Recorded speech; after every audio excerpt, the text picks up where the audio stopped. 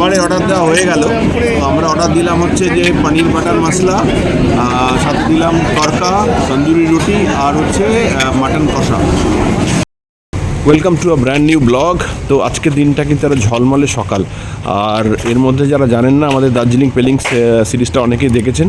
যারা দেখেছেন, এবার আমরা তো বলেছিলাম যে এরপরে আমাদের সিরিজটা আসছে যে বিশাখাপত্তনম ট্যুরটা। তো বিশাখাপত্তনম ট্যুরের জন্য আমরা কিন্তু এখানে পুরো গাড়ি নিয়ে যাওয়ার প্ল্যান করেছিলাম, গোপালপুর হয়ে বিশাখাপত্তনম, দেন বিশাখাপত্তনম থেকে কলকাতা ব্যাক। কিন্তু সেই জন্য অফিস থেকে ছুটিও নিয়েছিলাম মাসের সোম থেকে শুক্র, যাতে 2 শনি রবিবার করে কম্বাইন করে অনেকটা লম্বা ছুটি পাওয়া যায়। কিন্তু মাকে আনফর্চুনেটলি আবার হসপিটালে ভর্তি করতে হলো। মাকে প্রায় হসপিটালে ভর্তি করতে হয়, ইউরোসেপসিসে মা প্রায় ভোগে। ব্লগে মাকে আমরা এখন অবধি দেখাইনি, কারণ মা নিজেই চায় না যে মা অসুস্থ অবস্থায় ব্লগে এভাবে আসতে। একজন প্রাণবন্ত একজন মানুষ যে সবসময় ছোটাছুটি করে বেড়াতে, এত এনার্জেটিক মানুষ। আমি হয়তো এনার্জির কিছুটা ছিটেফোঁটা মার থেকে পেয়েছিলাম, কিন্তু সেই মানুষটাকে ওই অবস্থা, অসুস্থ অবস্থায় তো ব্লগে মাই চায়নি বলে আমরা এখন অবধি দেখাইনি। তো এনিওয়ে, কাল রাত্রির 12টার সময় হসপিটাল থেকে ছাড়া হলো, এবং হসপিটাল থেকে ছেড়ে বাড়িতে রেখে, ভাইয়ের কাছে রেখে, এখন আমরা আজকে বেরিয়ে পড়ছি সকালে দীঘার জন্য। তো পথে শেরে পাঞ্জাবে যাব, খাওয়া দাওয়া করবো দীঘা। অ্যাটলিস্ট একটা দুধের স্বাদ ঘোলে মেটার মতো একটা কিছু তো ট্যুর হবে, মানে পুরো ক্রিসমাসের উইকটা কোথাও কিছু না গেলে কিন্তু পুরো প্ল্যানটাই নষ্ট হয়ে যেত। তো আশা করছি যতটুকু টাইম পাওয়া যায়, যেটুকু পাওয়া যায় এনজয় করা যাক। তো মানে জীবনটা তো খুব শর্ট, এই শর্টের মধ্যে দুঃখ করে, নিজেদের মধ্যে ঝগড়া করে, এনার্জি নষ্ট করে, আর্গুমেন্ট করার থেকে যতটা পারা যায় আনন্দ শুষে নেওয়া যায়, এটাই কিন্তু আমার জীবনের মন্ত্র। সেই মন্ত্র অনুযায়ী আমি চলছি, এবং সেই মন্ত্র অনুযায়ী কিন্তু আমার ফ্যামিলিও বিশ্বাস করে, এবং আমাদের ব্লগটা কিন্তু সেই ভাবেই তৈরি করা হয়, এবং আমাদের ব্লগটা কিন্তু সেই ভাবধারায় ইন্সপায়ার্ড। আপনারা যদি দেখেন আমাদের ব্লগে কিন্তু এখন অবধি তেমন কোনো ভিউ নেই। আমি জানি না ফিউচারে ভিউ হবে কি হবে না, চ্যানেল মনিটাইজ হবে কি হবে না, বাট এই যে আমাদের এই যে এজটা ছেলে এখনও ছোট, রাজ এখনও ছোট, আমরা এখনও ইয়াং আছি, এই বয়সটাতে আমরা যে ঘুরছি বা এইগুলো ডকুমেন্টেড আছে, এটা একটা বড় ব্যাপার। থ্যাঙ্কস গোজ টু ইউটিউব, যে এখানে কিন্তু পুরো ইউটিউবের সার্ভারে এতটাই সাইজ যে আমরা কিন্তু সব কিন্তু প্রায় সবই ক্লাউডে তোলা থাকছে। তো সেই জন্যই ব্লগটা করি। তো আশা করছি ব্লগটা ভালো হবে, সবাই এনজয় করবেন। দেখা যাক। এই স্টার্ট করলাম আমরা।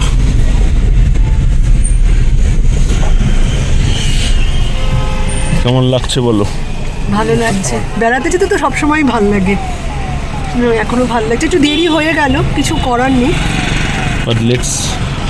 হ্যাঁ, আজকে আমার বাবা মাও আছেন, তো লেট বেটার দ্যান নেভার।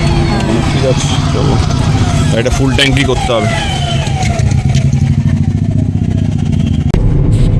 এখন আমরা দক্ষিণেশ্বর ক্রস করছি। দক্ষিণেশ্বর ব্রিজ, এর উপর দিয়ে ট্রেন যায়, বাইরের সব ট্রেন আসে।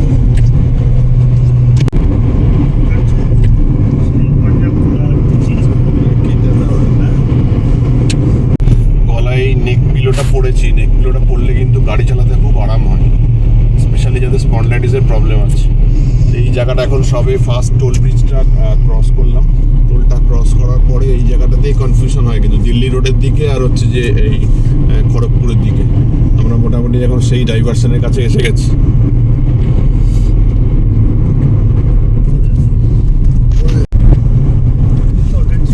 তো সোজা চলে যাচ্ছে দিল্লি রোড ডান দিকে, আর বাঁ দিকে হচ্ছে খড়গপুরে টার্ন নিতে হবে।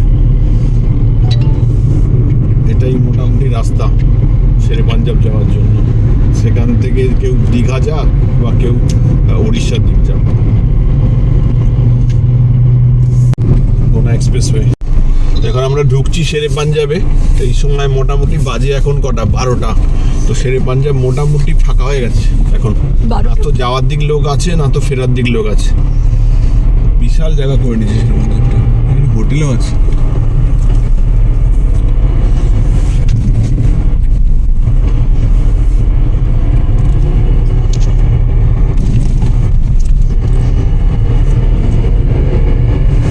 তো এই শেরে পাঞ্জাব গোটা এরিয়াটা, ওখানে একটা হর্স স্টেবলও তৈরি হচ্ছে, বিশাল এরিয়া। আস্তে আস্তে শেরে পাঞ্জাব বিজনেসটা যত বেড়েছে, এক্সপ্যান্ড করতে করতে পুরো এরিয়া নিয়ে নিয়েছে।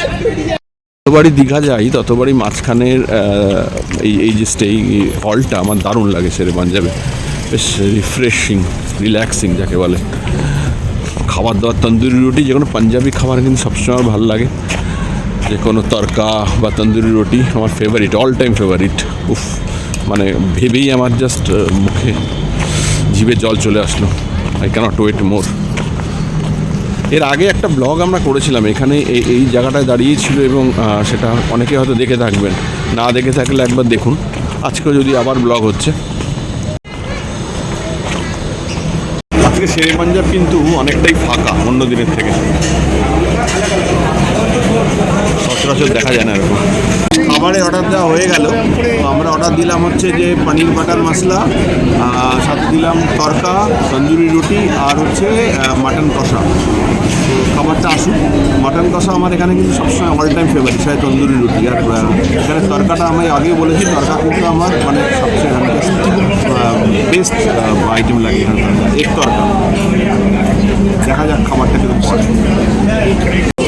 দেরি হয়েছে অনেকটা, এখানে আসতেও দেরি হয়েছে, তাই মোটামুটি এখন আমরা ব্রাঞ্চ করছি। সেই রকমভাবেই খাবার অর্ডার দিয়েছি, কারণ পৌঁছতে পৌঁছতে আমাদের মনে হচ্ছে প্রায় বিকেল হয়ে যাবে, একেবারে আমরা ইভিনিং স্ন্যাক্সে যাব। তাই এখন আমরা ব্রেকফাস্ট লাঞ্চ সার্ভ হয়ে গেছে। চিকেন, মাটন কষা, তড়কা, তন্দুরি রুটি, পনির বাটার মশলা।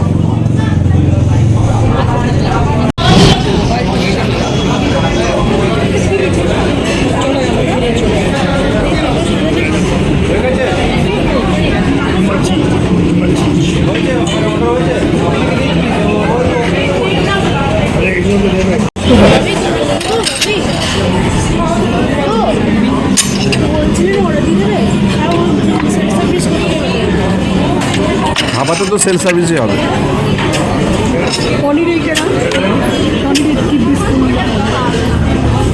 খাওয়া দাওয়া স্টার্ট হয়ে গেছে। পনির বাটার মশলা আর তন্দুরি রুটি।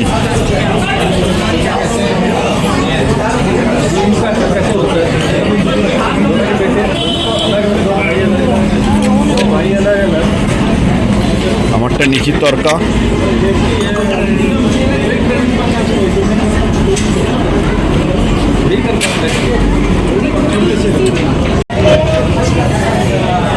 কেমন লাগছে ফুডটা বলো?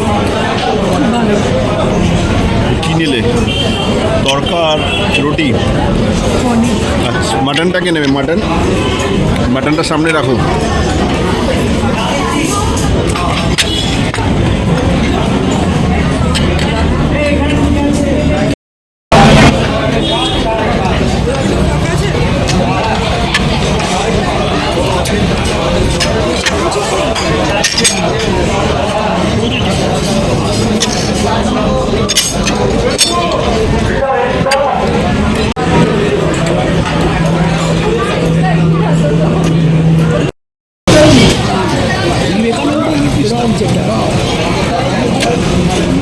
ঝাল আছে মাটনে, দারুণ করে।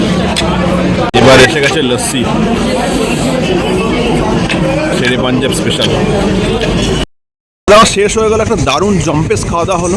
এখন আবার গাড়ির দিকে এগিয়ে যাচ্ছি, কারণ অনেকটা ডিস্টেন্স যেতে হবে। বাকিরা রাজ আর ওর দাদু একটু এগিয়ে গেছে, আর আমার শাশুড়ি মা আর সুস্মিতা পিছনে রয়ে গেছে, যাতে বেশি হাঁটতে না হয়। গেটের মুখটাতে দাঁড়িয়ে আছে ওরা। তো মানে যতবারই এখানে টোটাল আমাদের বিল হলো প্রায় 1702 টাকা। তো এখানে অন্য জায়গায় ধরুন বিরিয়ানি রেস্টুরেন্টে যখন যাই, খাওয়ার পর একটা বেশ হেভি লাগে।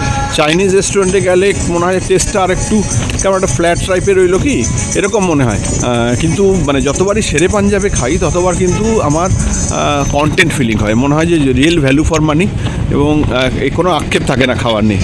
এই জন্য কিন্তু মানে একটা যে কোনো রেস্টুরেন্ট দাঁড়ায় বা একটা ভিত শক্ত করে, বা এতটা মানে একটা ছোট্ট প্ল্যান্ট থেকে এত মহিরু হয়ে দাঁড়ায়, কিন্তু শুধু শুধু না, কিছু তো তার মধ্যে একটা ব্যাপার আছে। যাই হোক, তো এবার গাড়িটা স্টার্ট দেবো। পার্কিংয়ের কাছাকাছি চলে এসেছি, আবার আমার লম্বা জার্নি দীঘার জন্য।